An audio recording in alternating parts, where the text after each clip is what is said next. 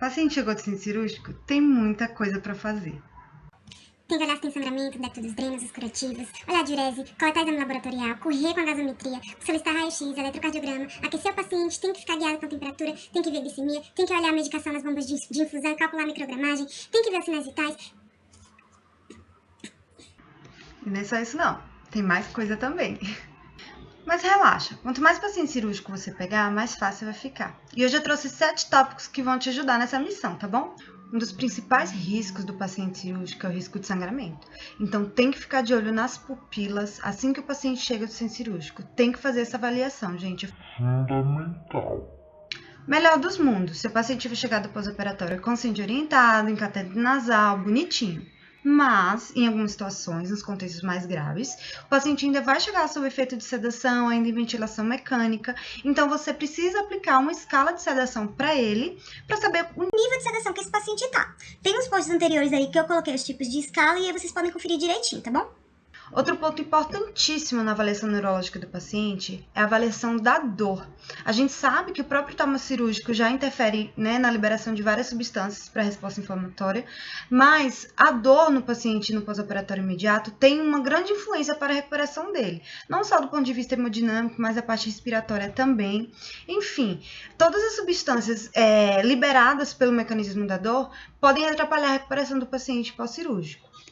O paciente no pós-operatório imediato, óbvio, vai sofrer uma resposta inflamatória sistêmica, vai ter uma aceleração do metabolismo, vai desenvolver vasoplegia e vai acabar ficando um pouco mais hipotenso. Isso é o esperado, é habitual. Às vezes o paciente precisa sim de droga vasoativa.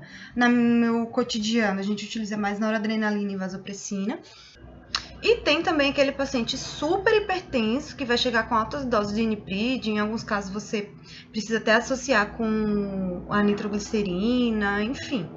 Vai de cada paciente, óbvio, né? Cada pessoa responde de uma forma. Mas, em geral, a resposta inflamatória vai levar a uma vasodilatação sistêmica e o paciente vai precisar de vasopressor.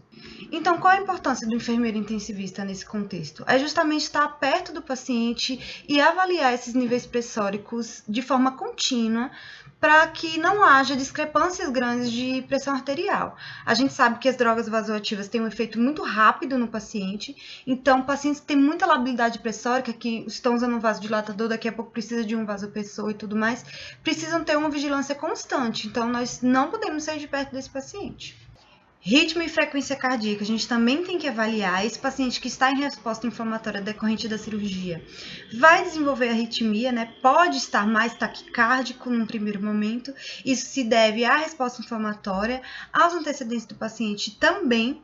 E também, possivelmente, a essa alteração de volume que pode levar à alteração dos níveis de eletrólitos, que pode levar também à arritmia. Então, precisamos controlar também os eletrólitos do paciente em POI. Temperatura é algo fundamental para ser avaliado no paciente no POI.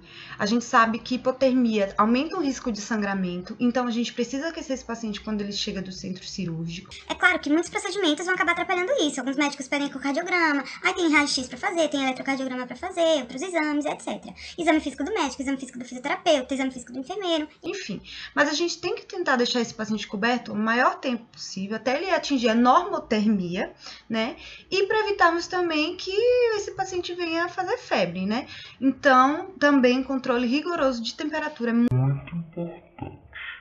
Da parte respiratória, o paciente tem que estar com troca gasosa impecável, não só em relação à extubação e tudo mais, mas até mesmo o paciente que chega extubado. A gente sabe que as medicações para reversão da anestesia têm uma meia-vida menor do que os sedativos, então o paciente pode evoluir depois com mais sonolência e, assim, acabar tendo hipóxia e tudo mais. Então, a gente precisa vigiar, principalmente nessas primeiras 6 horas do POI, tá?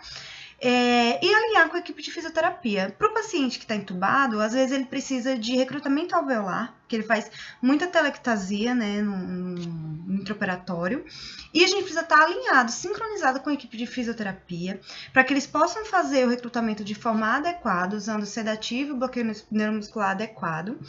E nós precisamos estar do lado, porque essa diferença de pré-carga que o recrutamento faz abaixa muito os níveis pressóricos do paciente. E aí a gente precisa estar do lado da bomba de infusão também para poder ajustar a infusão aí desses vasopressores ou vasodilatadores, Importante, o paciente ter uma via em sonda nasogástrica ou orogástrica.